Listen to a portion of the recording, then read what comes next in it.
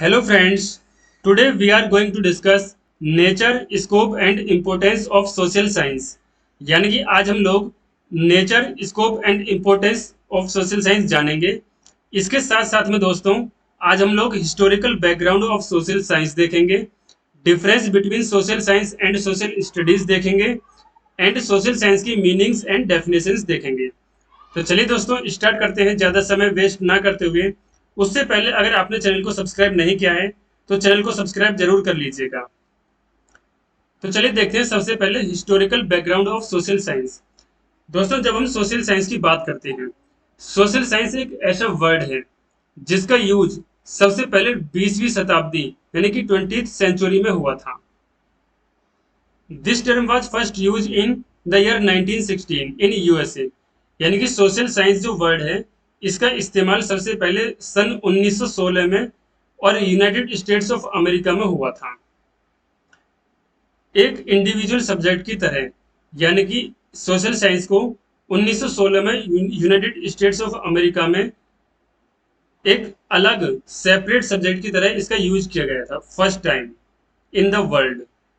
It developed during 1916 to 1955 in European countries। जो ये social science का वर्ड है, सोशल साइंस, इसका इस्तेमाल सबसे पहले 1916 में यूनाइटेड स्टेट्स ऑफ अमेरिका में हुआ। उसके बाद में जो यूरोपियन कंट्रीज है ना, उनमें इसका डेवलपमेंट हुआ 1916 से लेके 1955 तक।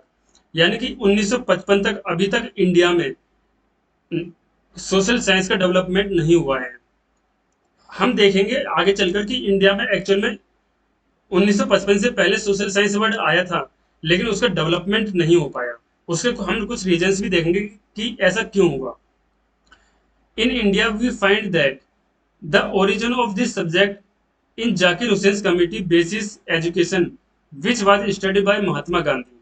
दोस्तों जो इंडिया में सोशल साइंस जो वर्ड है इसका इस्तेमाल सबसे पहले जाकिर हुसैन की एक कमेटी के द्वारा किया गया, जो कि महात्मा गांधी के द्वारा कमेटी स्थापित की गई थी और 1937 में ये हुआ था।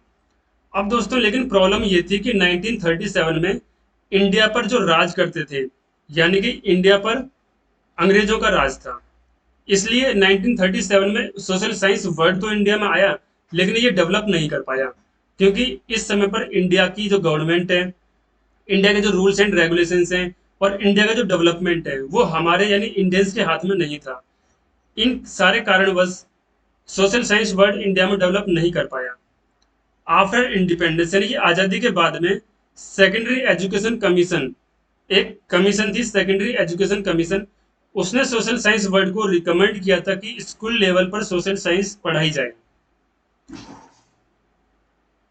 और सेकेंडरी एजुकेशन कमीशन के द्वारा ही सोशल साइंस सब्जेक्ट को मैंडेटरी यानी कि कंपलसरी कर दिया गया था स्कूल लेवल में। जो स्कूल लेवल है जिसकी फर्स्ट से लेकर 12th क्लास तक जो स्कूल का लेवल होता है ना, स्कूल के लेवल में सेकेंडरी एजुकेशन कमीशन के द्वारा सोशल साइंस सब्जेक्ट को जरूरी, नेसेसरी, मैंडेटरी कर दिया गया था। और ये सब कुछ हुआ था कोठारी कमीशन के कारण, यानी कि कोठारी कमीशन के द्वारा इसको मैंडेटरी किया गया था। तो दोस्तों इस प्रकार हमने जाना कि सोशल साइंस वर्ड का या सोशल साइंस सब्जेक्ट का हिस्टोरिकल बैकग्राउंड किस प्रकार से था। अब हम देखेंगे कि difference between social science and social studies, कि एक्चुअल में सोशल साइंस और सोशल स्टडीज में क्या कोई डिफरेंस है या फिर ये दोनों एक ही वर्ड है, मतलब या फिर ये वर्ड अलग अलग है और मतलब इनका सेम है। तो हम देखेंगे कि एक्चुअल में social science and social studies in दोनों का अलग अलग तरीके से इस्तेमाल किया जाता है। ये दोनों अलग अलग वर्ड्स हैं और इनके मतलब भी अलग अलग होते हैं। जैसे कि जब हम सोशल साइंस की बात करते हैं तो सोशल साइंस एक ऐसा सब्जेक्ट है जिसमें हम हायर एजुकेशन और डीप नॉलेज की बात करते हैं। Social sciences as a subject is taught at high schools, यानी हाई स्कूल्स में सोशल साइंसेज पढ़ाई जाती हैं, हायर सेकेंडरी स्टेज में सोशल साइंस पढ़ाई जाती है and it is advanced study of society.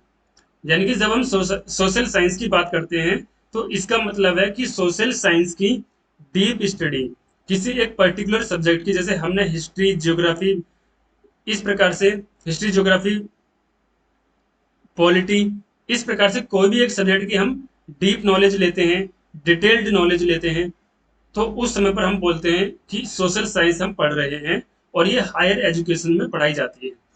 इसके अपोजिट जब हम सोशल स्टडीज देखते हैं, तो सोशल स्टडीज का मतलब है, पहली चीज तो ये प्राइमरी एंड मिडिल क्लासेस में पढ़ाई जाती है, प्राइमरी एंड मिडिल क्लासेस में पढ़ाई जाती है। और जो सोशल साइंसेस है ना, ये एक सिंपल फॉर्म है सोशल साइंस की।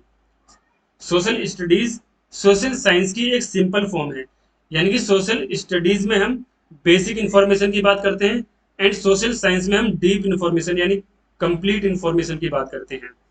सेकंड पॉइंट आता है social science, it represents an adult approach as the target learner an adult, यानी कि जो सोशल साइंस है ये एडल्ट एजुकेशन की मानी जाती है।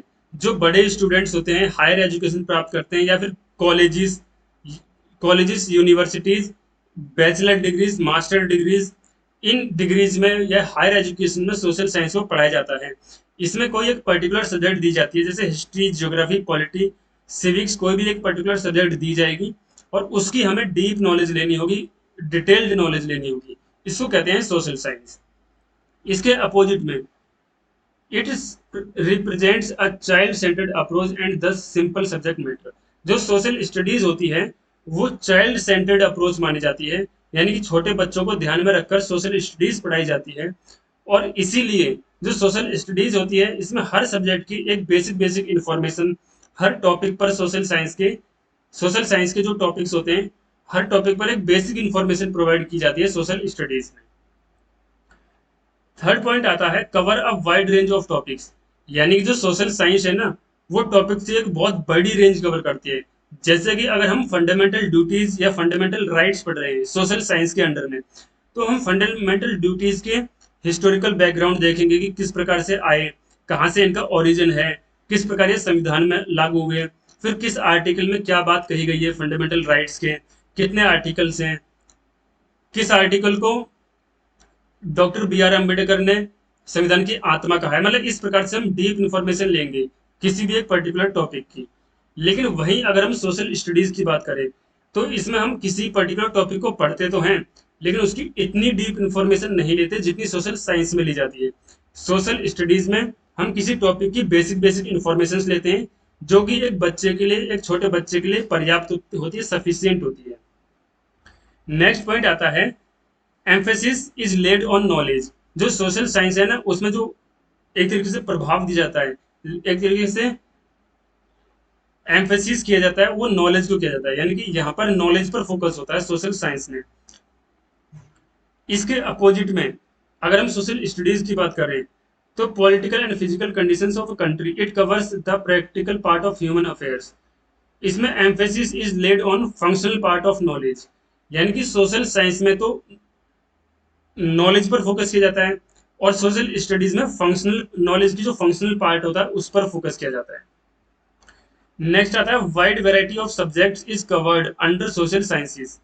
जो सोशल साइंसेस होती है ना इसमें बहुत सारे सब्जेक्ट्स को कवर किया जाता है, जैसे कि political science, anthropology, behavioural sciences, sociology, psychology etcetera. लेकिन जब हम सोशल स्टडीज की बात करते हैं तो इसमें 3 से 4 सब्जेक्ट्स इंक्लूड होती हैं, जैसे कि history, civics, geography and economics. बढ़ते नेक्स्ट पॉइंट पर, aims at finding new truth about human and society and there relationships.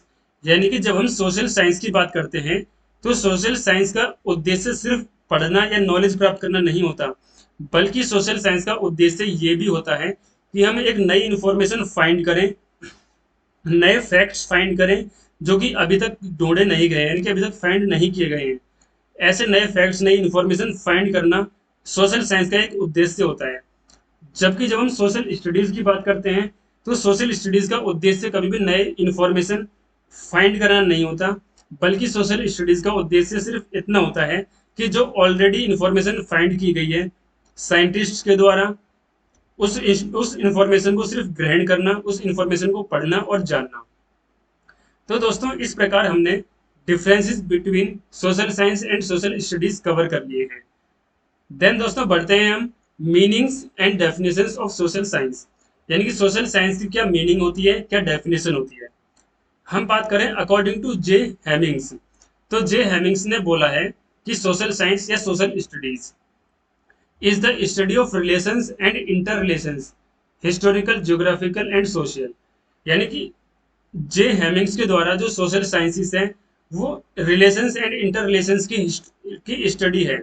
जब हम relations and inter relations of humans, history, geography, social in society के पढ़ते हैं, उसी की स्टडी को सोशल साइंसेस कहते हैं। देन आता है according to secondary education commission.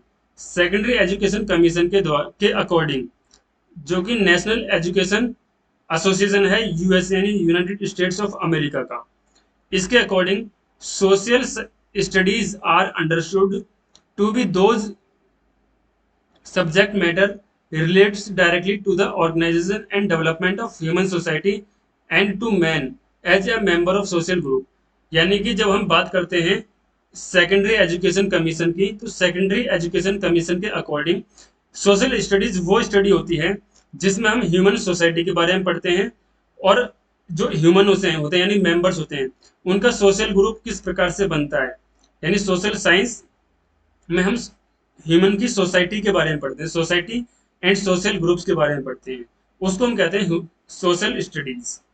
According to Jarolimek, Jarolimek के अनुसार social studies is the study of human relations, यानी ह्यूमन रिलेशंस की जो स्टडी होती है उसको हम सोशल स्टडीज कहते हैं अकॉर्डिंग टू जेरोटी मैक। तो दोस्तों ये थी कुछ मीनिंग्स एंड डेफिनेशंस जो कि अलग अलग लोगों के द्वारा और एक कमीशन के द्वारा दी गई है। अब बढ़ते हैं नेचर ऑफ सोशल साइंस, कि एक्चुअल में सोशल साइंस का नेचर किस प्रकार का है। सबसे पहले जब हम बात करते हैं किसी भी चीज के नेचर की, तो इसका नेचर का मतलब होता है कि हम किसी चीज के बारे में जानते हैं। जैसे अगर हम सपोज कीजिए, मैं एक एग्जांपल देता हूँ, जैसे कि हमने वाटर लिया, तो वाटर का नेचर क्या होता है कि वाटर आग को आसानी से बुझा सकता है, चाहे वाटर अगर गर्म भी हो ना, जब भी आग को बुझा देगा। तो वाटर का नेचर क्या हुआ कि वाटर एक तरीके से ठंडा होता है और आग को बुझा सकता है, वाटर से प्यास बुझती है, वाटर से हम नहा सकते हैं, मतलब ये सारी चीजें वाटर साफ चीजों को साफ करने का काम आता है, ये वाटर के नेचर से। तो इसी प्रकार से जब हम सोशल साइंस के नेचर्स की बात करते हैं, तो सबसे पहला नेचर आता है कंसर्न विद सोसाइटी, यानी जो सोशल साइंस है वो सोसाइटी से रिलेटेड है। सोशल साइंसेस में हम सोसाइटी की बात करते हैं, सोशल साइंस में हमें सोसाइटी की नॉलेज प्राप्त होती है। तो पहला नेचर था कंसर्न की सोशल साइंस सोसाइटी से रिलेटेड है, यानी concern with society. Second nature है सोशल साइंस का compound rather than mixture.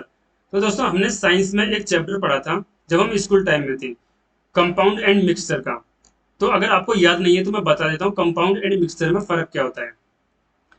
Compound एक ऐसी चीज होती है या ऐसा पदार्थ होता है जिसमें एक सेम प्रकार के मटेरियल एलिमेंट्स से बना होता है। जैसे कि सपोज कीजिए हमने मिर्ची का पाउडर लिया, तो मिर्च के पाउडर में क्या है, सिर्फ एक प्रकार के कंटेंट है, एक प्रकार के एलिमेंट्स हैं, जो कि है मिर्च के, जो मिर्च है ना, मिर्च के कण है सिर्फ उसमें। और सेम प्रकार अगर सपोज कीजिए हमने नमक लिया, तो नमक में भी सिर्फ नमक के कण हैं। तो जिसमें सेम प्रकार के कण होते हैं, सेम प्रकार के कणों से या सेम प्रकार की चीजों से मिलकर बना होता है, उसे हम कहते हैं कंपाउंड। दूसरी तरफ जब हम मिक्सर की बात करते हैं, तो मिक्सर का मतलब होता है अलग अलग प्रकार के कंटेंट या अलग अलग प्रकार के कणों से मिलकर बना होता है, उसको कहते हैं मिक्सर। जैसे कि अगर हम मिर्च, नमक और मिट्टी या दो तीन चीजों को मिला देते हैं तो वो मिक्सर बन जाएगा, क्योंकि उसमें अब अलग अलग प्रकार के कंटेंट या अलग अलग प्रकार के कण मिल गए हैं।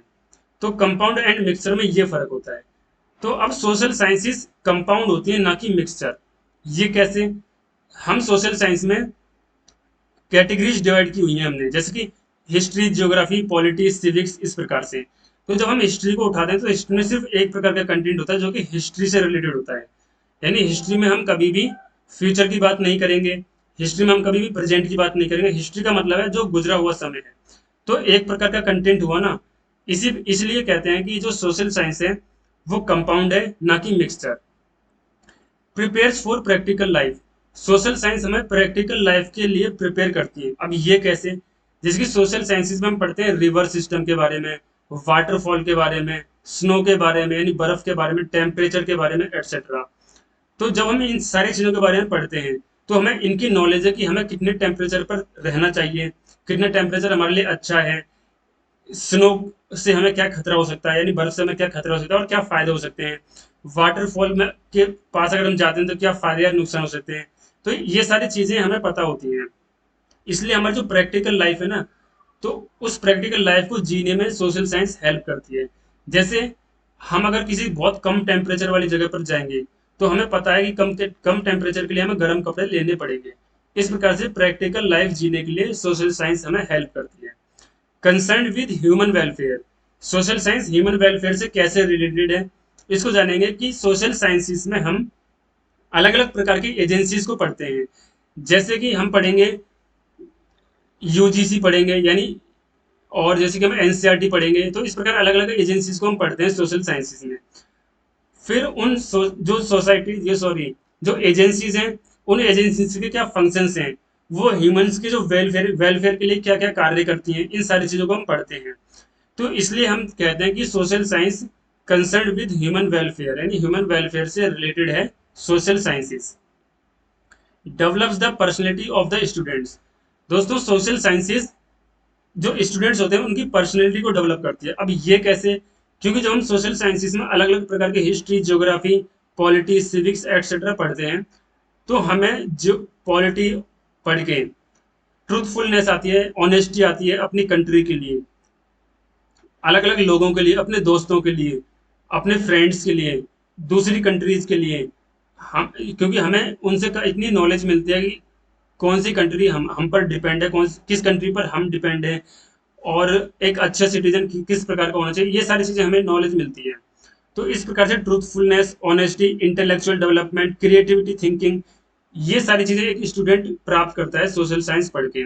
तो जब इन सारी चीज़ों को पढ़ता है तो उसका ऑटोमेटिकली पर्सनैलिटी डेवलपमेंट होता है। नेक्स्ट है studies the relations and inter relations of human beings, social sciences में हम ह्यूमन बींग्स के रिलेशंस एंड इंटर रिलेशंस के बारे में पढ़ते हैं। जैसे कि डिफरेंट डिफरेंट ग्रुप्स होते हैं, क्लास होती है, इंस्टीट्यूशंस होते हैं, ऑर्गेनाइजेशंस होती हैं। नेक्स्ट है डायनेमिक सब्जेक्ट, जो सोशल साइंस है ये एक डायनेमिक सब्जेक्ट होती है। अब ये किस प्रकार है कि सोशल साइंसेज में ना कभी भी ऐसा नहीं है कि आज जितनी खोज हो रखी है उतनी लिमिटेड है, बल्कि सोशल साइंसेज में नई नई खोजें हो रही हैं अभी भी। जैसे कि अगर हम हड़प्पा सभ्यता के बारे में पढ़ते हैं, तो शुरुआत में हड़प्पा सभ्यता के कुछ कुछ ही ऐसी जगह थी जो मतलब कि फाइंड की थी साइंटिस्ट ने। लेकिन आज के टाइम पर हड़प्पा सभ्यता की इतने प्लेसेस से बहुत ज़्यादा फाइंड हो चुके हैं। तो इसी प्रकार से जैसे डेली करंट अफेयर्स आते हैं, डेली अपडेट्स आते हैं, इसलिए सोशल साइंस डायनेमिक है, वो डेली चेंज हो रही है, डेली उसमें कुछ ना कुछ न्यू इन्फॉर्मेशन ऐड हो रही है। नेक्स्ट है emphasis on relation and individual, यानी कि focus on relations rather than individual. जो सोशल साइंस है वो रिलेशंस पर फोकस करते हैं, सोसाइटी के रिलेशंस, एक कंट्री से दूसरे कंट्री के रिलेशंस, एक स्टेट के दूसरे स्टेट से रिलेशंस, एक सीएम के दूसरे सीएम से रिलेशंस, इस प्रकार एक कास्ट के दूसरे कास्ट से रिलेशंस, रिलेशंस पर फोकस करते हैं, ना कि किसी एक इंडिविजुअल पर्सन पर। Prepares the child for wholesome social living, यानी कि सोशल साइंस एक ऐसी लिविंग, सोशल लिविंग के लिए प्रिपेयर करती है बच्चे को, जिसमें बच्चे समाज के साथ मिलकर रहना सीखते हैं। तो दोस्तों ये थे हमारे नेचर्स ऑफ सोशल साइंस। बढ़ते हैं अपने नेक्स्ट टॉपिक पर,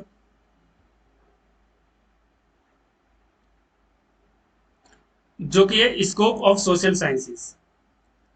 इसमें बात करते हैं कि स्कोप क्या है सोशल साइंसेस के, यानी कि सोशल साइंस का विस्तार कहाँ कहाँ तक है। तो पहला स्कोप है स्टडी ऑफ ह्यूमन सोसाइटी, कि सोशल साइंसेज में हम ह्यूमन सोसाइटी के बारे में पढ़ते हैं। सेकंड सेकंड है study of human relations, social science में हम ह्यूमन रिलेशंस के बारे में पढ़ते हैं। थर्ड है study of inter relation of man with his physical environment, जैसे कि हमारा फिजिकल इन्वायरमेंट तो होता है, हमारे ट्रीज, रिवर हो गए, जिनको हम फिजिकली देख सकते हैं, वो है हमारा फिजिकल इन्वायरमेंट। अब जो सोशल साइंस है हमारे फिजिकल इन्वायरमेंट से हमें परिचित कराती है, उसके बारे में हमें पढ़ाती है। तो how physical environment influences man and a country, social science में हम जानते हैं कि जो फिजिकल इन्वायरमेंट है वो किसी कंट्री को कैसे प्रभावित करता है, जैसे कि अगर किसी देश में बहुत सारी रिवर्स हैं और अच्छा रेनफॉल होता है, तो डेफिनेटली उस कंट्री में काफ़ी अच्छी फसल होगी। तो ये सारी चीज़ें क्या है, प्रभावित करती हैं, जो फिजिकल इन्वायरमेंट है वो प्रभावित करता है किसी देश को। तो सोशल साइंस में हम यही पढ़ते हैं, यही जानते हैं कि फिजिकल इन्वायरमेंट किसी कंट्री को किस प्रकार से प्रभावित करता है। Study of culture, social sciences हमें अपने कल्चर के बारे में जानने के लिए मौका देती है। एक प्रकार से कैसे हमें हमारे कल्चर को जानना हमें सोशल साइंसेज से ही मिलता है। Relation of man with institutions, यानी कि सोशल साइंसेज से हम जानते हैं कि ह्यूमंस का इंस्टीट्यूशंस के साथ में क्या रिलेशन है। अब इंस्टीट्यूशंस क्या हैं, जैसे कि फैमिली पैटर्न। फैमिली भी दो तीन प्रकार की होती हैं, जैसे कि छोटी फैमिली होती है और एक ग्रुप, मतलब एक कंबाइंड फैमिली भी होती है, जिसमें काफी सारे लोग मिलकर रहते हैं। कास्ट एक इंस्टीट्यूशन है। Caste system, religious, political, panchayat, municipalities, state government, union government, high court, supreme court, etcetera. ये सारे वो इंस्टीट्यूशंस हैं जिनके बारे में हम ह्यूमंस एंड इन इंस्टीट्यूशन से हमारे रिलेशन के बारे में पढ़ते हैं। नेक्स्ट पॉइंट है study of inter relation between man and economy, यानी कि ह्यूमंस के इससे पहले वाले पॉइंट में हमने पढ़ा कि ह्यूमंस का इंस्टीट्यूशंस के साथ में क्या रिलेशन है। अब सिक्स पॉइंट में हम पढ़ेंगे कि ह्यूमंस का इकोनॉमी के साथ में क्या रिलेशन है। तो सोशल साइंसेज हमें हेल्प करती हैं कि किसी भी देश की कंट्री, किसी भी देश की जो इकोनॉमी है, वो उस देश के डेवलपमेंट में किस प्रकार से इन्फ्लुएंस करती है, यानी कि इकोनॉमी किस प्रकार से कंट्री के डेवलपमेंट को इन्फ्लुएंस करती है, प्रभावित करती है। नेक्स्ट हम देखेंगे स्टडी ऑफ हिस्ट्री, यानी कि सोशल साइंसेज में हम अपनी हिस्ट्री जानते हैं, अपने रिलीजन की हिस्ट्री जानते हैं, अपने ओरिजिन की हिस्ट्री जानते हैं। हर प्रकार की जो भी हिस्ट्री है हम सोशल साइंसेज के माध्यम से उसको समझ सकते हैं। Study of current affairs, current में क्या चल रहा है, कि प्रेजेंट में कौन प्रेसिडेंट बना है, करंट में कौन प्राइम मिनिस्टर बना है, करंट में कौन सीएम है, या कब चुनाव आने वाले हैं। ये सारी चीजें जो करंट इवेंट्स में बहुत सारे होते हैं, तो करंट इवेंट्स को भी हम सोशल साइंसेज के माध्यम से पढ़ते हैं।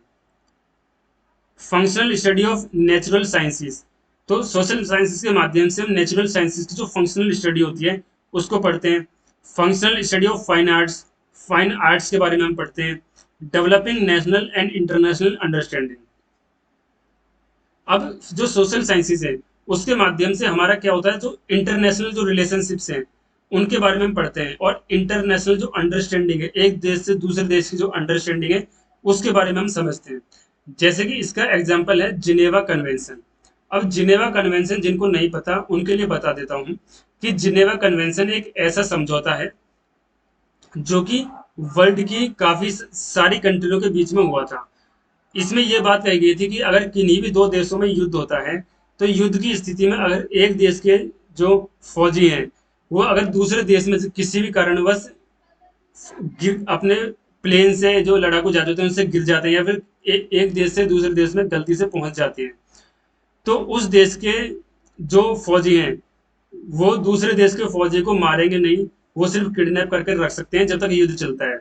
और जैसे ही युद्ध खत्म हो जाता है तो उन्हें वो फौजी अपने देश में वापस लौटाने होंगे।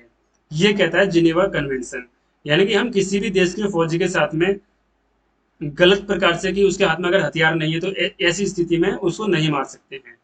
तो ये कहता है जिनेवा कन्वेंशन। तो जिनेवा कन्वेंशन हम पढ़ते हैं सोशल साइंसेस में, और जिनेवा कन्वेंशन को पढ़ने के बाद में हमें समझ में आता है कि एक देश से दूसरे देश के क्या रिलेशन है, क्या अंडरस्टैंडिंग है। तो ये थे हमारे सोशल साइंसेस के स्कोप्स। बढ़ते हैं अपने अगले टॉपिक पर, जो कि है need and importance of social sciences. दोस्तों, नीड एंड इम्पोर्टेंस में सोशल साइंसेस की हमें क्या जरूरतें हैं और क्या इसके महत्व है सोशल साइंसेस पढ़ने का। तो सबसे पहला महत्व और जरूरत है साइकोलॉजिकल रीजंस। जो सोशल साइंसेस है ना, वो स्टूडेंट्स को साइकोलॉजिकली प्रिपेयर करती हैं। किस चीज के लिए, कोऑपरेशन के लिए, यानी कि एक देश से दूसरे देश के साथ में कोऑपरेशन किस प्रकार रखना है, एक स्टेट से दूसरे स्टेट का कोऑपरेशन किस प्रकार रखना है, लोग एक कास्ट का दूसरी कास्ट से कोऑपरेशन कैसे रखना है, एक ग्रुप का दूसरे ग्रुप से कोऑपरेशन कैसे रखना है। तो इन सारी चीजों के लिए सोशल साइंस हमें साइकोलॉजिकली प्रिपेयर करती है। नेक्स्ट है एजुकेशनल रीजंस। तो जो सोशल साइंसेज है वो ऑल राउंड डेवलपमेंट करती है, एक स्टूडेंट का socially, politically, emotionally and culturally तौर पर इन सारी जो माध्यम है, इन तरीके से social sciences education all round development करते हैं एक स्टूडेंट का। नेक्स्ट है सोशियोलॉजिकल रीजंस। अब सोशियोलॉजिकल रीजंस क्या है कि सोशल साइंसेस में एक बच्चे को जब वो पॉलिटी पढ़ता है, जब वो हिस्ट्री पढ़ता है, जब वो ज्योग्राफी पढ़ता है, तो इन चीजों से क्या है, उसकी एक म्यूचुअल अंडरस्टैंडिंग बनती है, कोऑपरेशन की, उसमें एक ऑनेस्टी की भावना आती है, उसमें ट्रूथफुलनेस आती है। तो इन सारी चीजों का ज्ञान एक बच्चे को, इन सारी चीजों की फीलिंग, इन सारी चीजों को समझना बच्चों को सोशल साइंस के माध्यम से ही आता है। इंटरनेशनल पीस, यानी कि सोशल साइंसेस फोर्थ ऑप्शन है, फोर्थ हमारा पॉइंट है कि सोशल साइंसेस से हमें इंटरनेशनल पीस प्राप्त होता है। जैसे कि हमने अभी बात की थी जिनेवा कन्वेंशन, तो जिनेवा कन्वेंशन भी क्या है कि एक प्रकार से इंटरनेशनल पीस यानी इंटरनेशनल शांति की बात करता है। और इंटरनेशनल पीस में वार रूल्स आ जाते हैं, यानी कि युद्ध के कुछ रूल्स होते हैं हर कंट्री के। न्यूक्लियर पॉलिसी होती है, जैसे कि हर कंट्री की एक अलग न्यूक्लियर पॉलिसी है।